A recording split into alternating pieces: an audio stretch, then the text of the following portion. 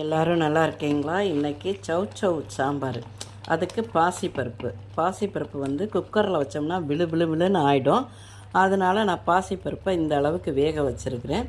அதுக்கு காயெல்லாம் வெட்டி ஒரு மீடியம் சைஸ் சௌச்சவு, சின்ன வெங்காயம் குட்டி குட்டியாக அது ஒரு 10-15 வெங்காயம் உரித்து வச்சுருக்கேன். எவ்வளோ நாள் போட்டுக்கலாம், வெங்காயம் இதெல்லாம் சேர்க்குறது அளவே கிடையாது.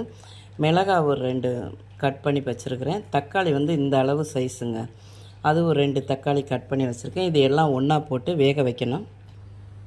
சவுச்சக்காய் எல்லாமே போட்டாச்சு. போட்டு இது கொஞ்சம் தண்ணி ஊற்றிருக்கு, ஏன்னா காய் வேகணும், இல்லைன்னா பாசிப்பருப்பு பிடிக்கும். எல்லாம் ஒன்றா போட்டு இது குக்கரில் வைக்கலாம்.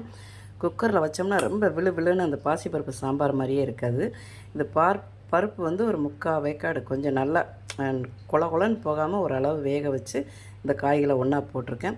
அதில் தேவையான அளவு, உங்களுக்கு காரத்துக்கு தேவையான அளவு மிளகாய் பொடி, மஞ்சள் தூள், பருப்பு வேக வைக்கிறப்பே வச்சுட்டேன், ஜீரகம் போட்டு இது நல்லா காய் வெந்த உடனே இதை தாளித்து நம்ம வச்சிடலாங்க. சிம்பிளாக ஃபாஸ்ட்டாக வைக்கக்கூடிய சாம்பாரில் இந்த சௌ சாம்பார் ஒன்று பார்த்துக்கோங்க. இதுக்கு சாம்பார் பொடி, மல்லிப்பொடி எந்த பொடியுமே தேவையில்லை. தனி மிளகாய் பொடி, ஜீரகம், இது தேவையான அளவு உப்பும் போட்டு இதை வேக வைக்கணுங்க. சௌ வேகிற அளவுக்கு இதை கொதிக்க வச்சு தாளிக்கணும். சூப்பரான சௌ பாசிப்பருப்பு சாம்பார் ரெடிங்க.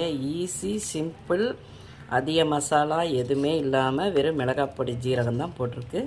அருமையான சாம்பார் பார்த்துக்கோங்க. இது இப்போ தாளிச்சிடலாம். தாளிக்கிறதுக்கு வெறும் கடுகு,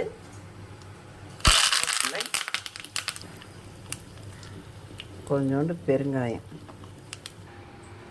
வெறும் கடுகு உளுந்தம்பருப்பு, கருவேப்பிலை, பெருங்காயம் மட்டும் தாளி. அவ்வளோதாங்க, கமக்கு சாம்பார். இதுக்கு பார்த்தீங்கன்னா வடகம், சீனியரை வத்தல், இந்த மாதிரி எந்த வச்சாலும் சரி, வேறு காய்கறியெல்லாம் தேவையில்லை. வடகம் இந்த மாதிரி அப்பளம் எதுனாலும் வச்சு சாப்பிட்லாம். செமையாக இருக்கும் இந்த சாம்பார். இது உங்களுக்கு பிடிச்சிருந்தால் பார்வதி வீட்டு சமையலுக்கு ஆதரவு கொடுங்க. ஓம் சாய்ராம்.